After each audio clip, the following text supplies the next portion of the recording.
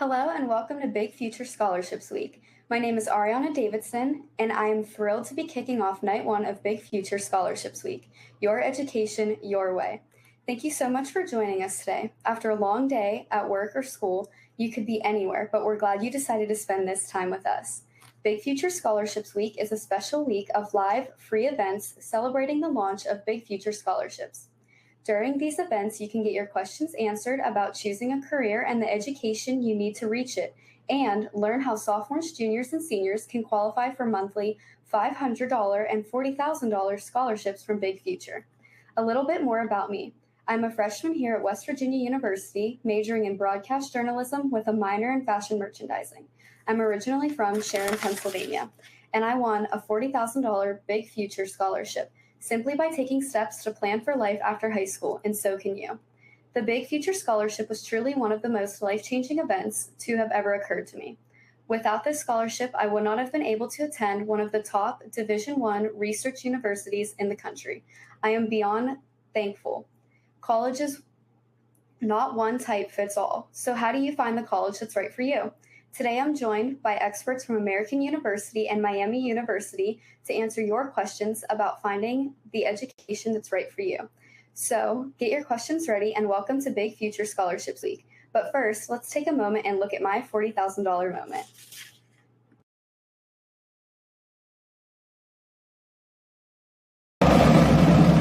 Carrington, you were entered into the scholarship, and we drew your name this month, and you have won a $40,000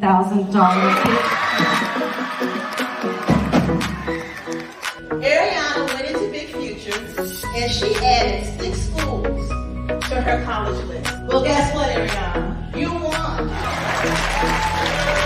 You are the winner of a $40,000 Big Future scholarship from the College Board. $40,000!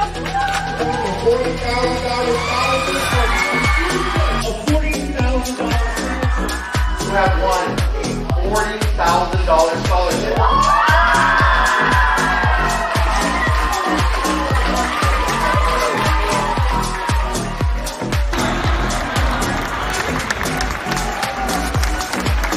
You won a $40,000 scholarship. This is the right card. Every single one of you are getting $40,000 in scholarships. $40,000.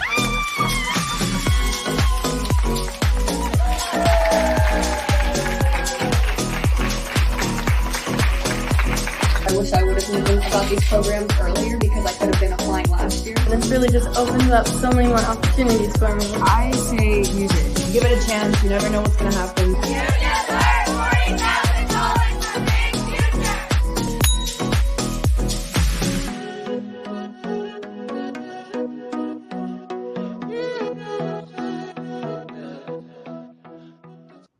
Thank you, Ariana, and thank you to all of the students and caring adults joining us this evening. I'm so excited to welcome you to Big Future Scholarships Week, Night 1, Your Education, Your Way. My name is Greg Rafal. I use he, him pronouns, and I work here on the Big Future team. I'm going to be your host for this evening, and I'm so excited again to welcome you to Night 1 of Big Future Scholarships Week. As Ariana said, our goal here is to answer your questions about planning for life after high school. So you're not going to sit through a long webinar and tons of PowerPoint slides. We do have a couple of PowerPoint slides, but not too many, we promise. This is a virtual community that's really powered by students, parents, caring adults, and of course your questions. And tonight is an extra special edition because not only are we going to answer your questions about planning for college, paying for college, and exploring careers, but you'll also learn how sophomores, juniors, and seniors can qualify for $500 and $40,000 Big Future scholarships, just like Ariana here. So for those of you who don't know, Big Future Live is our series of virtual community events where you're going to connect with college representatives, career experts, and peers as well to help you plan your right next step. And Big Future Live was really created so that you can plan your future your way. So we only have 45 minutes tonight, and I already see that a ton of folks are joining. So let's go ahead and get started and meet our guests for today. Awesome. Welcome. I'm going to ask each of you to introduce yourselves and tell us three things: your name and pronouns, what you do or where you go to school, and in one sentence, what brings you to today's discussion. And Ari, I'm going to save you for last since you've already given somewhat of an intro. But Andrea, let's start with you. Hi, good evening, and everyone, and thank you for the invitation to be here. My name is Andrea Felder. I use she, her pronouns. I'm the Vice Provost for undergraduate enrollment at American University. And in that role, I work with our admissions and financial aid teams as students are preparing for admission into college or university at American in Washington, D.C. And Greg, I'm sorry, what was the third question again? Yes, in one sentence, what brings you to today's discussion? One sentence. That video, I've actually seen it before, but I just love to see when students receive an admission offer, whether it's from the institution that I represent or it's from any other college or university around the U.S. or around the world. I love to see that students are taking full advantage of college opportunities beyond high school. Thanks so much, Andrea. I really appreciate it. Bethany, how about you? Hello, everyone. My name is Bethany Perkins, and I serve as the Assistant Vice President and Director of Admission at Miami University in beautiful Oxford, Ohio. And I have served in admission since I was a tour guide my freshman year of college. I'm here because I wish I had had more guidance in how to make a really good decision about where to apply and ultimately where to go. And I'm here because those scholarships like the one tonight helped me go to college. Awesome. That's awesome. Well, Bethany, Andrea, it sounds like you both are in the right roles and you're perfect for tonight's event as well. Ari, I'll call on you again. Again, you've told us a little bit about yourself, but in one sentence, what brings you to today's discussion? Hi again. Just like what Bethany said, I'm here to help other students find the scholarship opportunities that are out there because I wish that I was aware of all the different opportunities out there. Awesome. And that's what tonight's all about. We're here to answer your questions, and we're also here to show you how you can qualify for big future scholarships. Thank all three of you for being here. I know you have tons of advice to share, and we'll get to that very soon. Tonight's all about questions from our audience, but first, I'd love to know, how much do you already know about Big Future Scholarships? You've seen that video, maybe you've seen some things on social media. Tell us, how much do you know about Big Future Scholarships and how to qualify? You're going to see a quick poll pop up on your screen. Let us know how much you know so that we can kind of gauge where the conversation is going to take us. While you're answering that quick poll, let me talk about how today is going to work. There's an Ask a Question box on the bottom of your screen. I already see that many of you have already found that box, and that's where you can type in your questions. Now, Big Future Live is all about your questions, so please keep the questions coming.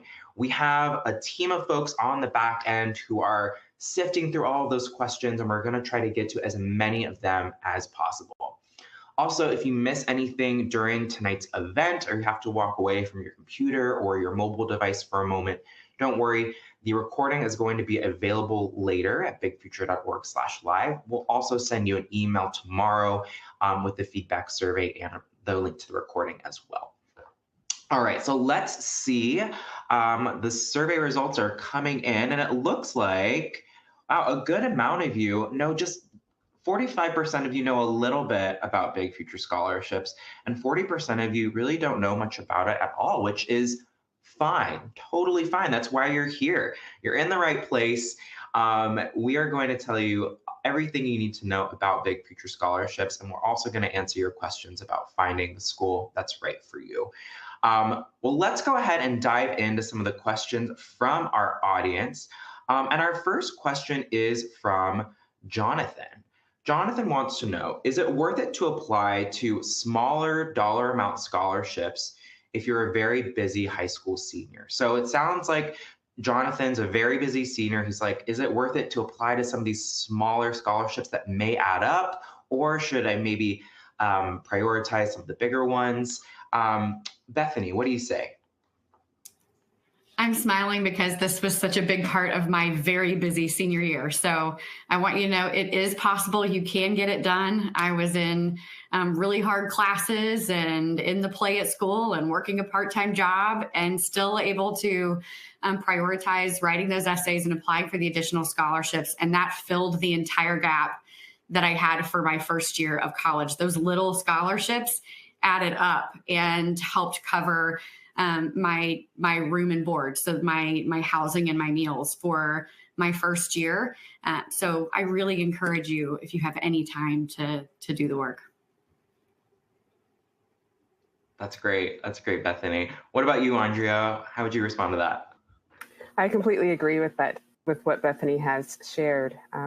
It's those small dollars that you don't realize how quickly they do add up to a larger sum. In some cases, even small dollars that can help cover books and the cost of purchasing supplies or transportation to and from home if you attend a college that's not close to where you live. So I understand senior year is very busy, but when you can maybe take a day or an afternoon each week, dedicate a time that you're going to use to complete some of those scholarship opportunities, it is worth it in the long run so that you do not come out of college or university with large debt or thinking about how you come out of the college or university experience. Awesome. Great advice. Great advice from both of you. Our next question is from Adriana, and Adriana wants to know, where can we receive additional help with college essays besides our school counselors? So where can we receive additional help with college essays besides our school counselors?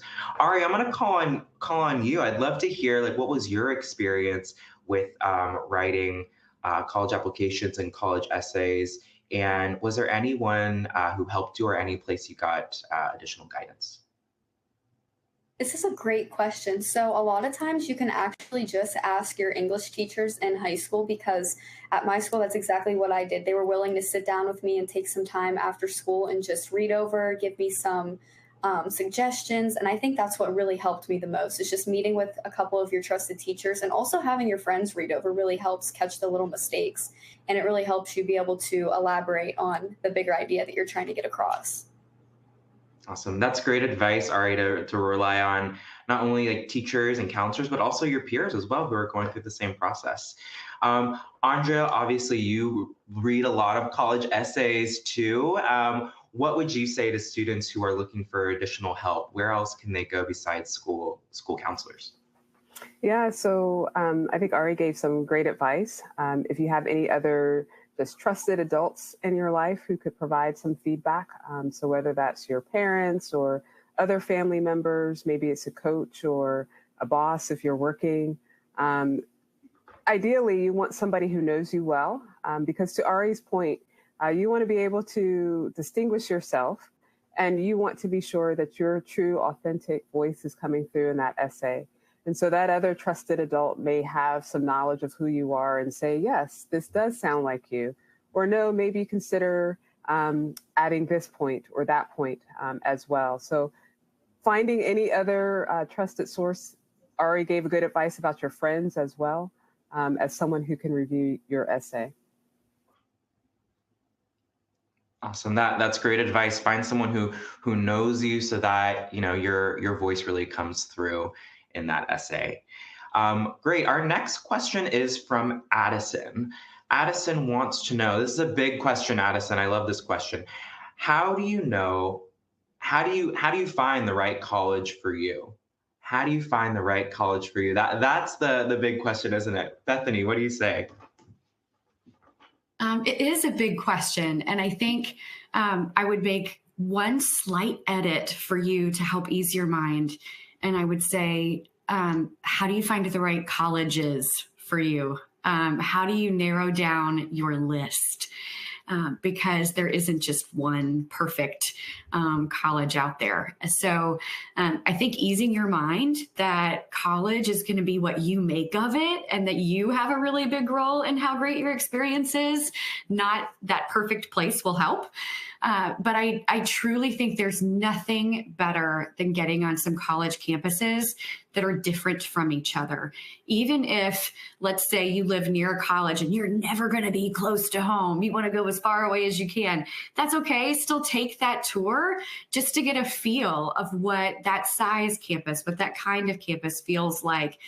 Because I know for me, I couldn't affordably go to some of the places that I was applying, but I could affordably go to some different schools near me just to get an idea of what I was looking for. So I strongly encourage you to find a way to visit campuses early so that you get to narrow your list down with feel. And then also those brochures and the million emails we're sending you and the lists we're adding you to, they do help. So I'm not saying read all the emails. I know we're sending you so many, but I went to that college fair and I just sat down on my bed and spread things out and just spent a couple of hours reading what draws you. What do you really want an opportunity to do? And let that narrow your list down early on. Have fun with it. That's so important. That's so important, Bethany, to really have fun with it and, really explore everything that's out there. And I think one reason many of our students are joining this event is maybe to figure out where to start. How do you even start exploring colleges that are going to be right for you? And one way you can start researching schools is by using Big Future. You can use Big Future to research schools and start your college list. College Search is a free tool that helps you search and filter we have over 3,600 four-year colleges, two-year schools, and certificate programs that you can learn more about. You'll find college profiles with really great information about admissions, about campus life, and we even have videos from current students who are attending these institutions who can talk about what it's like to go to school there. And this week is Big Future Scholarships Week, of course, so we're excited to share how you can actually earn chances at $500 and $40,000 scholarships right away by starting your college list. And here is how it works. You'll see some slides on your screen now, but if you log into bigfuture.org and take a look at your personalized dashboard, from there you'll be able to qualify by adding schools to your college list. And it's as easy as that. If you log into your personalized dashboard, it'll show you exactly what you need to do. To get started, you can take a short quiz and answer a few questions about the type of school you might be looking for, and you can get a list of recommended colleges. Or if you don't want to do that, you can search on your own as well through the College Search tool.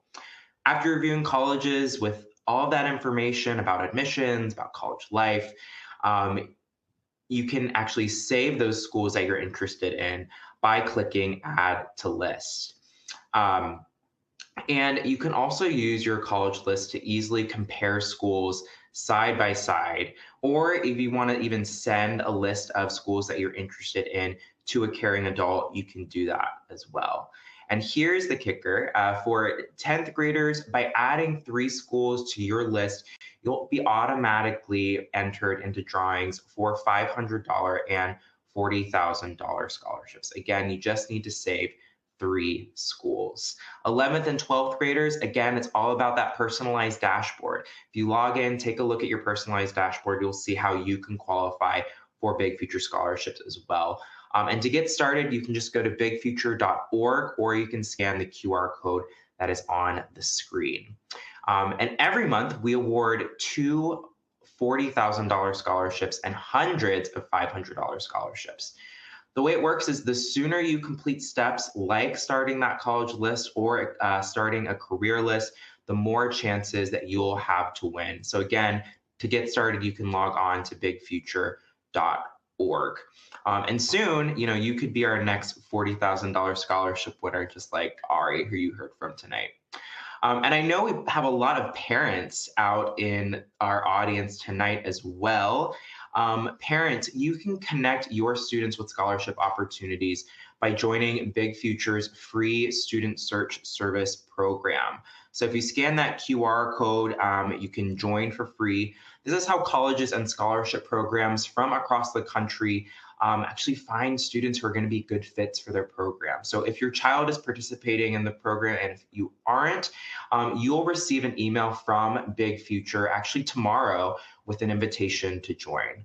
And if you don't see that email, please encourage your student to sign up at bigfuture.org/search and add your information as a parent to their account so that you can get that valuable insight as well. So again, you can scan the QR code on your screen, and students, you can join for free at bigfuture.org/search and make sure to add your parents' info to that account as well. So I promised you'd learn a little bit more about Big Future Scholarship. So keep those questions coming in. Let's get back to the questions from our audience. And our next question is from, let's see here, is from Brooke. Brooke wants to know, Brooke's a sophomore, and Brooke says, it's hard to find scholarships as an underclassman. Do you think I should still be looking for them or wait until junior or senior year? It's a great question, Brooke. Andrea, what would you say to that? It is a great question, Brooke. I think that you can start the research now and knowing what might be out there, understanding what the requirements are going to be for that particular scholarship. So some scholarships may have certain grade requirements or certain course requirements that are associated with them. So starting your sophomore year is actually pretty smart, although you may not be able to apply for them until you get into your senior year of high school. You'll have an advantage in the summer between maybe your junior and your senior year, where you can then start applying for some of those scholarships because you've already done the research on what might be out there and what you might be eligible for, as well as writing a lot of essays. We like to ask you all to write lots of essays in the college admission process, inclusive of those scholarships. So having that jump leg up is going to be helpful to you as you're thinking about the college planning process.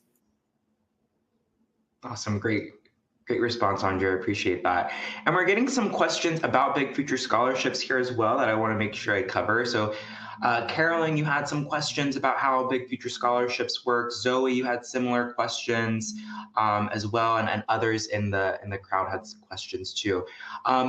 I want to clarify how the drawing works. So students, as you complete steps on your dashboard, again, like starting your college list or starting your career list, or even later down the line applying for the FAFSA, you become eligible automatically for the scholarships, for Big Future Scholarships. Now, to be clear, you don't have to write an essay. You don't need to complete any sort of application. There's no GPA requirement either. All you need to do is complete those steps on your Big Future dashboard. Your Big Future dashboard will tell you if once you've earned a scholarship as well, so that you can keep track of steps that you have taken. And say in January, you complete a step for the Big Future Scholarship, and for some reason you don't win. That's okay. That drawing will then roll over to the next month. So the more steps you complete on your Big Future dashboard to qualify, the more chances that you have to win. So I hope that helped to answer some of your questions. Our next question is going to be from Jack. Jack wants to know a little bit more about some resources. Jack wants to know, when should I start visiting colleges? And you mentioned this a little bit, Bethany, so I'm going to call on you to elaborate more. Should Jack start visiting in senior year, junior year? Should you go during spring break? Should you go during when classes in session, during February break? When's the best time, Bethany? Yeah, so I would say in terms of the academic calendar, it's so much better when you go in classes in session. There's just something about seeing life happening on campus that we have a little less control over, and you can see what it's really like. So I highly suggest that. Otherwise, our campuses can look a little sleepy. And secondly, go early. Of course, go early. Please don't wait until your senior year to visit campuses. I will say this because I have seen people do it and then they completely change their mind. So they've already applied to their, 5 to 10 schools, and then they are all big and they go to their first big campus tour and go, oh my gosh, I don't want to go to a big school. And they're scrambling to add to their list of schools to apply to. So I recommend early so that you know a little bit more of what you're looking for by senior year, and you are a little bit calmer than some of the seniors we're talking to right now. Great advice, Bethany. Ari, as a as a newish college student who was once a senior navigating this process, did you visit any schools while you were in high school, and what was that experience like? Yeah, I actually visited a couple, and I agree with Bethany. It's definitely better to go while school is in session, because I visited a couple over the summer, and that was great, but you don't really get the feel for the actual atmosphere. So I definitely recommend going as early as possible and when school is in session, because then you can even ask people on campus how they feel and everything and get an honest opinion. Great advice, Ari. Great advice. Our next question is going to be for you, Andrea, and this is from Maria. Maria has a question about college essays. Are there any topics that maybe you shouldn't write about? Yeah, that's a great question. I think bodily fluids, I've had essays that have been about that sometimes, or just very intimate or personal details about your life. Those are probably essay topics that you may want to avoid. But we know that 17, 18-year-olds have had limited experiences. If you've lived a blessed life, you've probably had some limited experiences. So stick to what you know. Stick to maybe one particular theme or personality trait about yourself, one moment in time. Don't try to encapsulate all 18 years of your life into one essay, because the point of it is for us to understand who you are, why you might contribute on our campus community, how you might benefit from being on our campus community. So we're going to look for ways that maybe you've overcome a challenge, even if you haven't overcome a challenge, ways that you've grown throughout high school. So all of us have grown in the last year, 2 or 3 years. Is there something that has happened, some experience that you've had, some course that you've taken in high school that has demonstrated your level of growth and knowledge during that time? Maybe write about that as a topic. But I will say, and I like to always add this when I talk about essays, the essay is not going to be the one reason why you're admitted to our institution, nor is it going to be the one reason why you're denied, unless you just really bomb the essay with your grammar and your spelling. But hopefully you've taken mine and Ari's advice and had somebody review for those types of errors before submitting. So kind of remove some of that pressure off of yourself when completing the essay.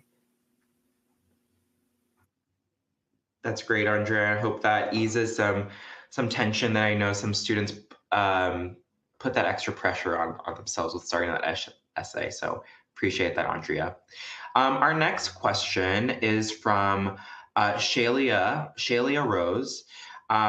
So Shalia says that parents obviously have a lot of influence in the college decision-making process, but sometimes parents don't approve of their student going to school far away, even if they have funding or even a full ride.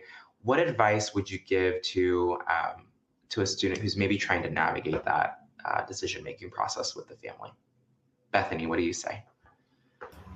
I love this question, and I'm so glad you asked. I think that was a brave question to ask, and I think there are other students so grateful you did too.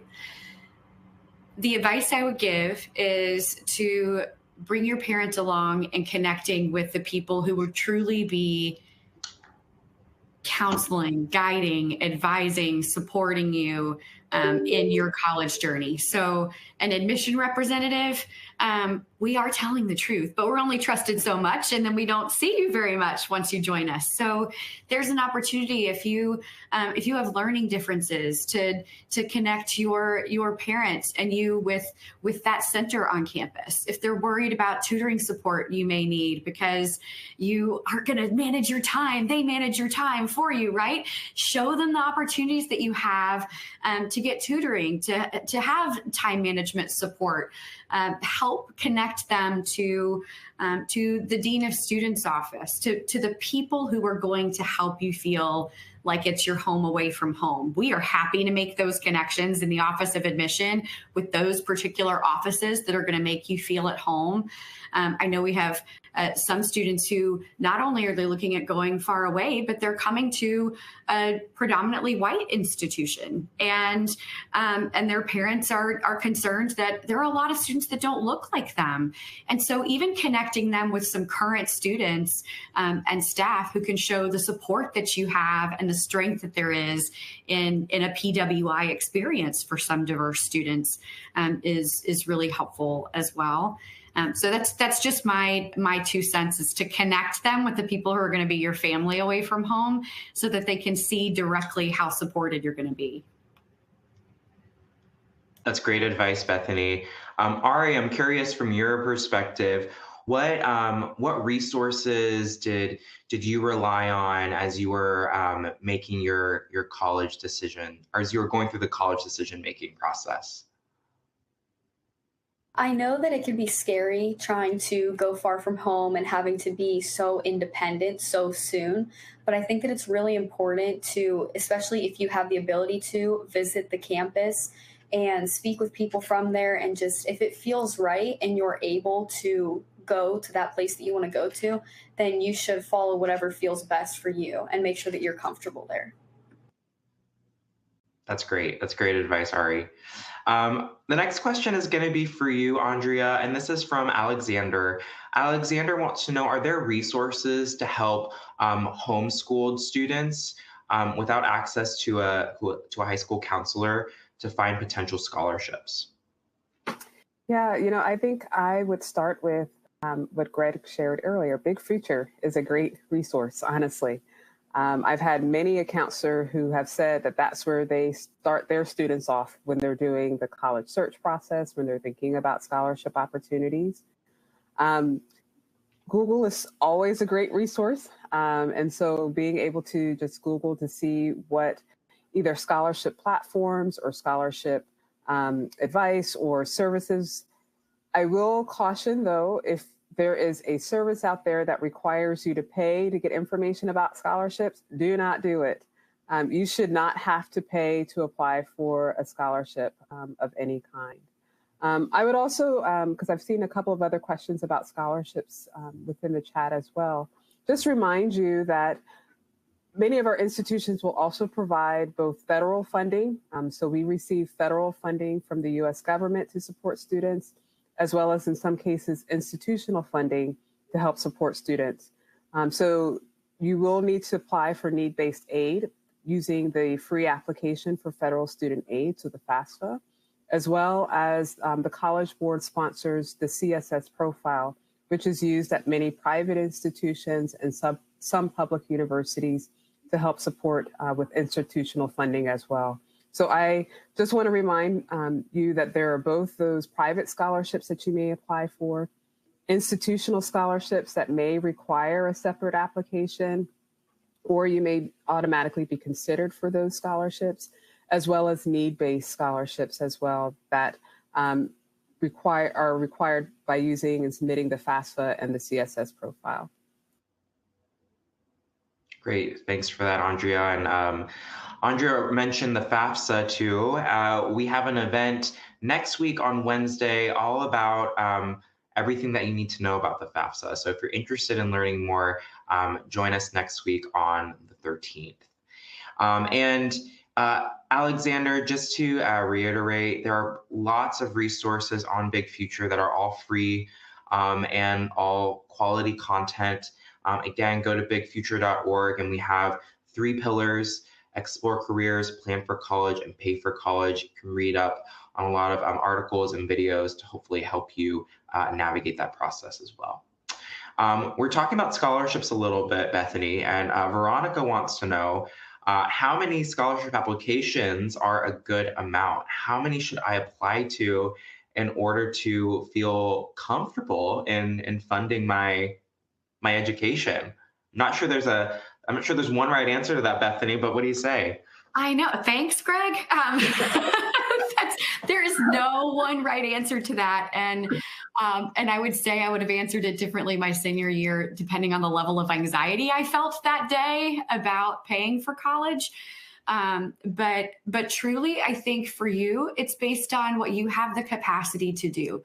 Because if you extend yourself beyond your capacity, you're not going to submit any good applications. You're going to halfway do all of them.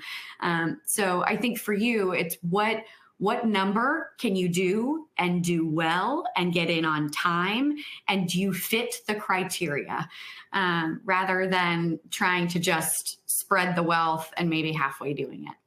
That's the best I can do, because there is no magic number.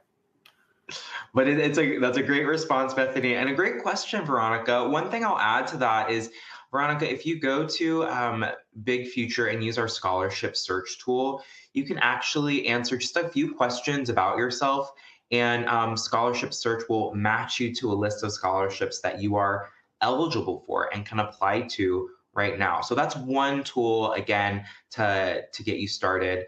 You can answer a few questions and get matched to a list of scholarships that you can apply to today.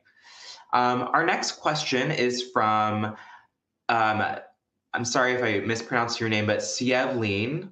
And they want to know, how do you pick teachers to write recommendation letters? How do you pick teachers to write recommendation letters? That's a great question. Andrea, what do you say to that? Yeah, that is a great question. So certainly students will oftentimes ask maybe a teacher they've had in their junior year of high school, just because that's the most recent grade that has taught the student. Certainly find a student, or a teacher rather, who knows you very well, is willing to speak about your qualifications inside of the classroom. If they know some of your personal qualities outside of the classroom and can speak to that as well, that is great. A good rule of thumb, if a teacher gives any level of hesitation when you ask, maybe just say, thanks, but maybe I'll ask another teacher instead to write a letter of recommendation. I would also just ask your teachers early. So don't wait until, a week before the deadline of the application to ask if they'll write a letter of recommendation. I know for some of the teachers that I've interacted with, the junior year English teachers oftentimes overwhelmed with requests, just because everybody takes English. They figure that they're the English teacher, they can write well. And so again, you want to ask your teachers early on in the process if they would be willing to write a letter of recommendation on your behalf. It doesn't always have to be a teacher where you earned a grade of A in that course. Some of the better letters of recommendation have come from teachers where the student had difficulties in the class, but because the student was persevered, worked with the teacher, maybe went to the teacher after school to try to get additional help and support, and raised a grade from a lower grade to a B or an A or better. Sometimes those are the best letters of recommendation, just because they share and reveal to us the student's perseverance, their resilience, and willingness to strive for excellence in their classes. And that's what we're looking for when we're admitting students to our campuses. Great advice, Andrea. So remember, folks, ask for those letters early. Bethany, this next question is for you. This is from Ria. Ria wants to know, when should someone connect with their dream college's admission office? I'm sure you love this question. When should they connect with you, and what are the benefits of doing that? Yeah, yesterday. I only kid. So typically, we start to connect with students freshman or sophomore year if we have the ability to. So whether that's, students taking the PSAT and we get their name, or they come to a camp on campus, or submit a request for information online, and we will start to connect with you and communicate with you your freshman or sophomore year. So you can connect with us early. I will say there is a benefit to doing that because some institutions do practice different levels of what we call demonstrated interest. So for some of us who we can't admit everyone, and we're trying to figure out who out of our wonderful applicant pool do we admit. Sometimes we say, well, who really wants to be here? And we measure those things not just by the expensive things like coming all the way to our campus, which would have been really hard for me as a student. But now we're in the day and age where we can measure how many of our emails you open and whether you attended our virtual webinar or spent some time on our virtual tour. So you can connect with us and show us your interest without even having to pick up the phone. We know how much you love talking on the phone, right? None of us like to talk on the phone anymore. We'd rather text. So you can do those things early on. And for those of us that use demonstrated interest, we actually are tracking that and tracking your interest, and there is a benefit to you in the admission process. We're getting a peek under the hood, Bethany. Appreciate the insight there. And this is probably our second to last question. It's going to be for you, Andrea. So I'm going to combine a few. So Maya, you had this question. Felicia, you had a similar question as well. But the spirit of the question is, how important are extracurricular activities? And if I don't have enough extracurriculars on my college application, is that going to decrease my chances of admission? So Andrea, what do you say? Yeah, so there's not going to be a magic number of activities that we're looking for from students. I think sometimes students underestimate what they've been involved in and feel like there's things that we would not be interested in your reporting. So a good example, working. Maybe you have to work after school to help support your family or to pay for your car insurance. Maybe you're a caretaker for your younger siblings or an elderly grandparent. Those are outside activities that we would want to know about your involvement in. Sometimes those activities can tell us a lot more about who you are as a student than just being in the band or being the captain of a team or being the president of the student government. Those things are also just as equally important, though, when you're thinking about what it is you've been involved in. If you're involved in a faith community and you don't think that singing in the choir at your church is important, that's important to you, then it's important to us. So I think that that's a good rule of thumb. If it's important to you outside of what it is you've done in high school, then it's going to be important to the admissions committee. So feel free to brag about those things that you've been involved in, those things and moments that have brought you joy. But don't be concerned if you don't have 20 activities or organizations that you can list on your application. In fact, I think the Common App and the Coalition application both limit the number of activities that you can write in now anyway. So keep that in mind as well. Awesome. Thanks so much, Andrea. And I'm so glad for those students who are working at the same time when they're in high school, list that on your applications. Folks want to hear that. Folks want to see that. I can't believe how quickly time has really flown by. As is customary with most of our Big Future Live events, we love to end with some advice. So I do have one last question for each of you. And Ari, I'd love to start with you as someone who is recently going through this college application process and navigating what your life would be like after high school. What is your biggest piece of advice for students at home who are trying to plan their next step? I would just tell students to focus on their studies and work hard despite how challenging and overwhelming it feels your senior year. And the college search, it might be an intimidating process, but just ask questions, get involved, do as much research as you can, and that way you'll be prepared and comfortable, and just follow your heart with whatever decision and whatever school feels right for you. That's great advice, Ari. Lots of people need to hear that. Bethany, what about you? Same question. So my practical advice is don't use your school email on our communication list, because that goes away as soon as you graduate, and we'll want to keep connecting with you summer before school starts. But my less practical one from the heart is to not sell yourself short in the process. Yes, apply to some of those REACH schools. And yes, think maybe you could do something that takes you out of your comfort zone. And maybe college will be the best 4 years of your life, but you've got a whole lot of life ahead of you. So maybe it's just a jumping start. So just let yourself dream a little bit big, and let yourself go to these reaches in the application process, and roll us out when it's practical. A lot of times people see the sticker price of some schools and they get scared. There is a lot of aid out there and ways to put that together. So you never know what that's going to look like until you're a little bit later in the application process. Enjoy this fun part while you can before it gets a little stressful there. Thanks so much, Bethany. And Andrea, take us home. Yeah, it's very hard to top both of what Bethany and Ari just shared, but this process is a process and it is a journey. It's a great opportunity for you to self-reflect on your interests, where your interests may lie now, thinking about the type of environment and community that you want to find for yourself. So I would just say go beyond what are the name brand institutions that you immediately think about when you think of college. You may be surprised at the institutions that are out there in the US. There's so many colleges and universities that students may choose from.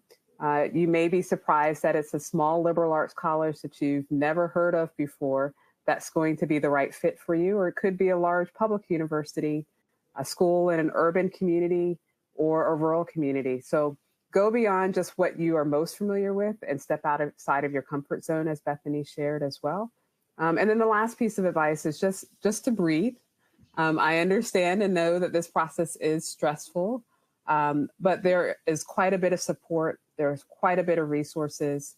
I would be remiss if I didn't just put another shout out for Big Future and the resources that are available to you throughout this search process as well. Thank you so much to all three of our panelists. What a spectacular 45 minutes. Just to reiterate some of the things that you said, for students, self-reflect, follow your passions, and don't sell yourself short. Thank you all for being here tonight. After the event closes in a moment, you'll be automatically redirected to a feedback survey.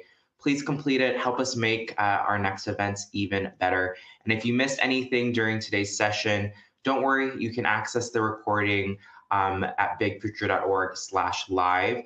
And don't miss the rest of Big Future Scholarships Week. It continues tomorrow with Real Talk, where you can hear from a panel of students who have actually won $40,000 scholarships. So you heard from Ari tonight. You can hear from more students tomorrow and the rest of the week. And you can go to bigfuture.org/scholarships to sign up. Thanks everyone so much, and have a wonderful evening.